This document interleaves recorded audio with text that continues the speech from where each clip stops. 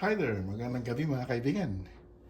Ngayon naman pong araw na ito ay magluluto ulit tayo ng isang panibagong dish para naman sa ating pong pampano.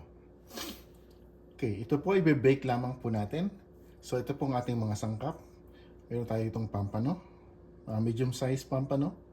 So lagyan natin siya ng mga papalamanan po natin siya ng sibuyas, kamatis, ginger, at saka lemon. Yan po ang ating pong mga sangkap para sa ating pong pampano. At ito pong ating pampano ay season na po ito ng salt and pepper. Minarinate ko siya overnight, kaya malasang-malasa na po yan. So, i-prepare na po natin. So, hihilera ko lamang po dito yung ating lemon. Then, tapos lagay po natin yung ating mga sibuyas. Okay.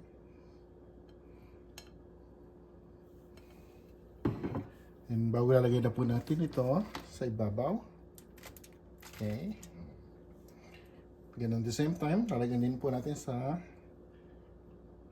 ibabaw ng lemon and sibuyas also. Yan. Ayan.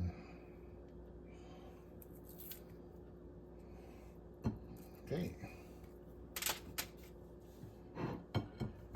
And also, huwag natin kalimutan ang ating luya. Lagyan natin sa ilalim at sa ibabaw.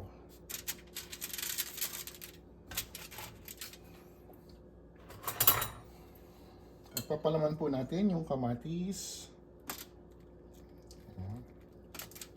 Oops.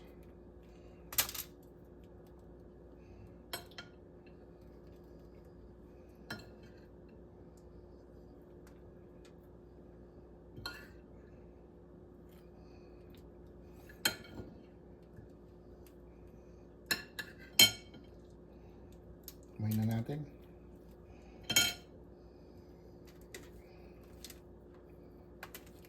Medyo maliit yung aking nagawang hiwa, kaya ang hirap ipasok ko ng palaman. Ayan. Anyway, ayan, sakong-sakto lamang po.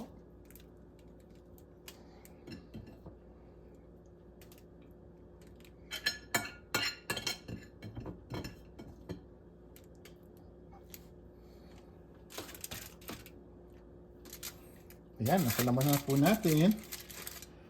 Ngayon ay sasarado natin ito. Meron po tayo tuwala. Ayun.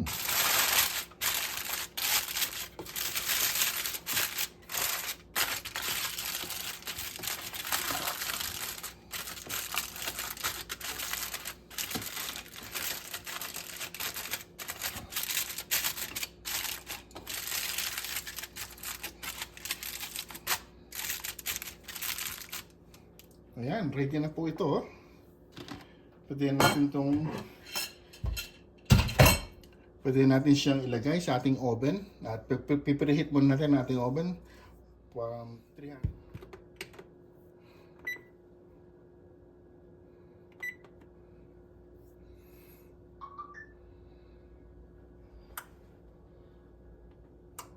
Ayan, preheating na po. Ayan, tapos na po natin i-preheat yung ating oven. Ngayon ay timer na natin siya. Timer. Time natin siya ng 45 minutes.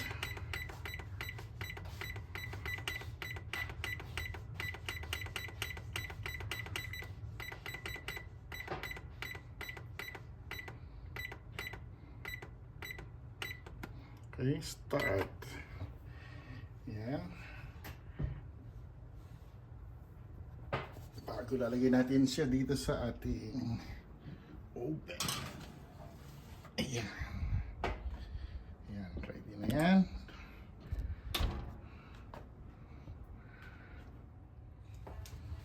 Ayan, luto na po. 45 minutes is over. Init. Check natin.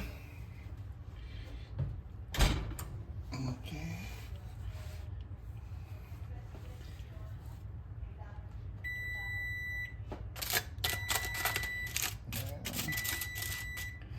Sige natin.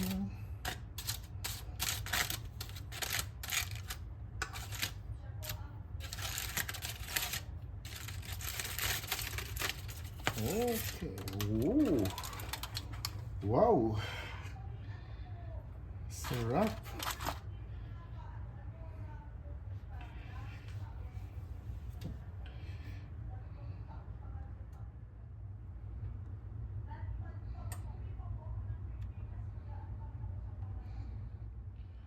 And so, tinanggal po natin yung takip lang, yung foil sa ibabaw. And then, lulutuin pa natin po siya ng another 10 minutes. Ayan, para po medyo ma masunog ng konti, mag-brown ng konti yung ating pong pampano. At ito na po ang ating finished product. Baked pampano. At paparty na po natin siya ng nilagang okra na may sawsawang bagoong. Mayroon po tayong sili, lemon, at tomato. Ayan. Kain na po tayo.